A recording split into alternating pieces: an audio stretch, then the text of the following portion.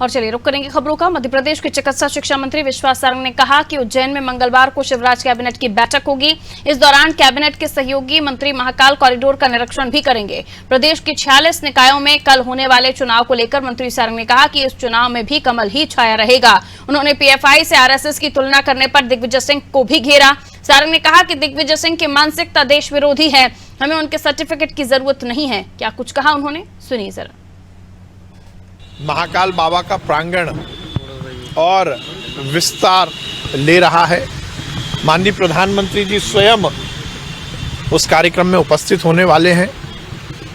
माननीय मुख्यमंत्री जी ने ये निश्चित किया है कि कल कैबिनेट की बैठक उज्जैन में आयोजित की जाएगी। हम सब महाकाल बाबा का आशीर्वाद लेंगे इस संकल्प के साथ कि जिस उद्देश्य से भारतीय जनता पार्टी की सरकार मध्य प्रदेश में काम कर रही है, जनता का कल्याण, प्रदेश का विकास, वो शिरोधार्य हो और महाकाल बाबा का हम सबको आशीर्वाद मिले। देखिए, गांव से लेके शहर तक पहले जो 2 महीने पहले चुनाव हुए उसमें भी कमल ही जीता था। जनता का भारतीय जनता पार्टी के प्रति, नरेंद्र मोदी जी के प्रति और शिवराज सिंह चौहान जी के प्रति एक अलग आकर्षण है। मध्य प्रदेश की जनता इस बात का पूरा विश्वास रखती है कि यदि केंद्र में भाजपा की सरकार है, प्रदेश में भाजपा की सरकार है, तो नगर में और गांव में भी भाजपा की सरकार होनी चाहिए।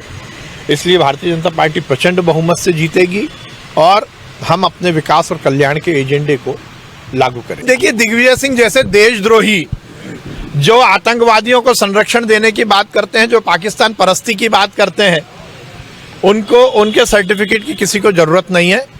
दिग्विजय सिंह को जैसे नेता केवल वैमनस्य की राजनीति आगे बढ़ाते हैं, उनके सर्टिफिकेट की जरूरत नहीं है। देखिए, मैंने 2 दिन पहले ही कमिश्नर नगर निगम को बुलाकर ये बोला था कि जो अवैध मांस की दुकानें हैं वो तत्काल प्रभाव से बंद होनी चाहिए। नगर निगम ने उसकी मुहिम चलाई है। आज मैं फिर इसकी समीक्षा करूंगा।